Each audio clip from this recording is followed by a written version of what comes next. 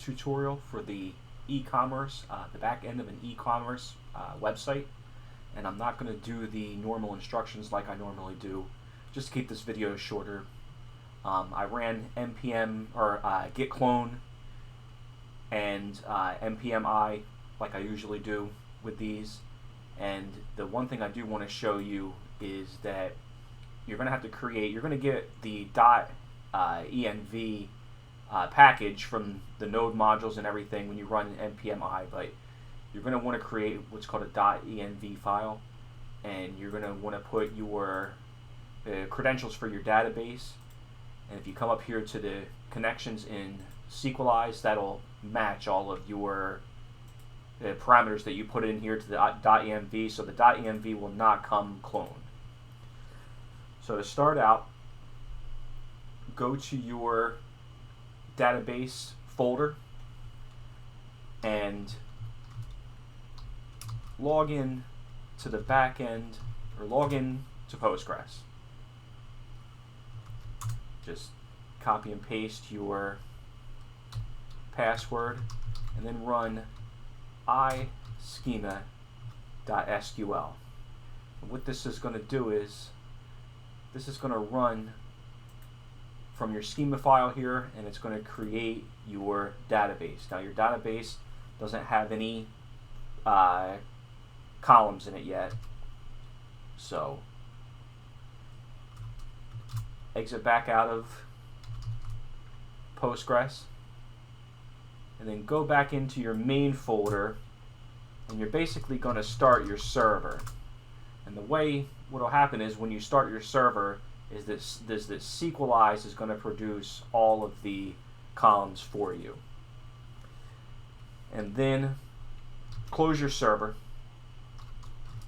and then run npm run seed, and all of the seeds that are in this these seed files that you'll be getting from when you clone the repository will produce all of the data into the columns. So you're ready to get started now, and you start your server back up. And then I made an extra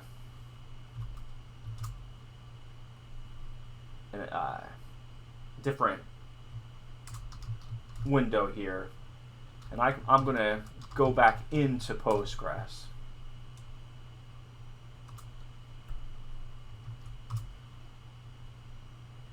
Just to show you that if you run the commands now, you'll see that we do have a database and it has tables. So go to Postman here, and you're going to make your first GET request, which will just be a GET request to categories. And as you can tell, we get all of the categories back. In addition,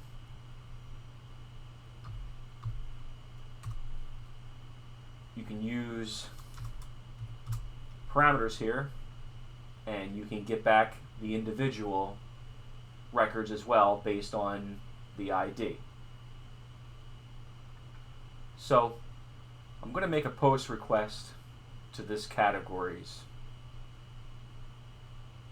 and I'm going to have category name as the body of this post request. As you can tell, it goes to there. So I'm going to run that. I'm going to take you in here and show you what it has done. So we've added a another row, which will be row 6 with jewelry as the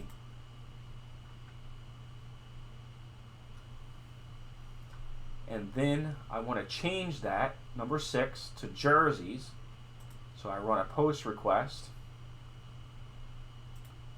go back in, run the same command. As you can tell, it has changed to jerseys.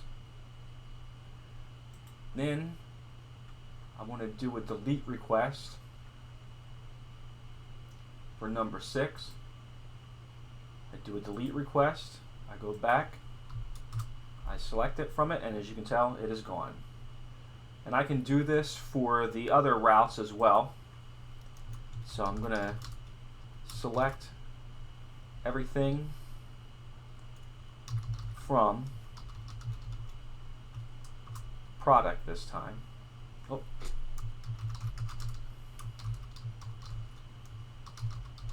And you always have to put the semicolon, and I typed something wrong again.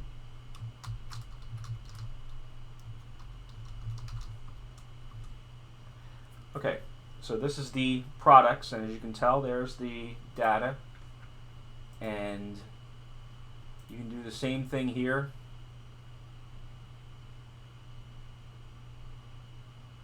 And I saved all these before the videos just to keep things moving. There's your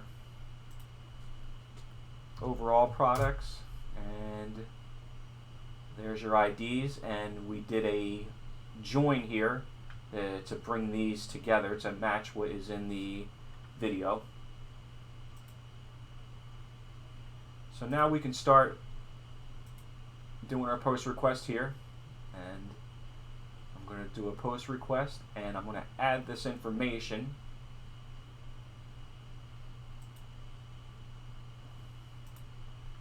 And I run the same thing again, and as you can tell, basketball and all of the information has been produced into it, and a new row is created with what is in the body.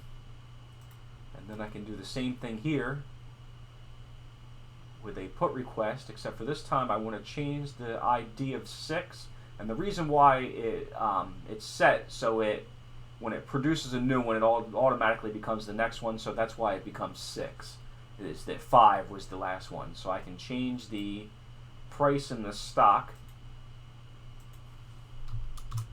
by running the same command. As you can tell, that changed. And the last route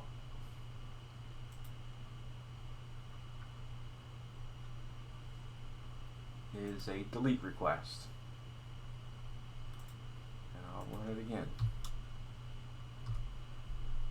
and it's gone. So the last route, I'm going to do select from tag this time, and here's all the tags, and I'm going to run a get request to tags, and it gets back the information, and same exact way with you can get the ID of 1. It shows you the product IDs that go along with it. And once again, that's through the joins that you'll find in the code. I'm going to do a post request, and I'm going to add a category called sports.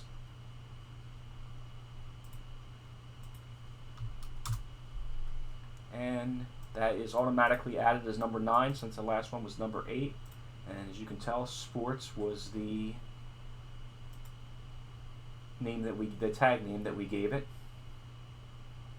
Now I'm going to change the tag name to yellow. Come back in here, run that, and changes it to yellow. And then the last thing I want to show is a delete request. So you do a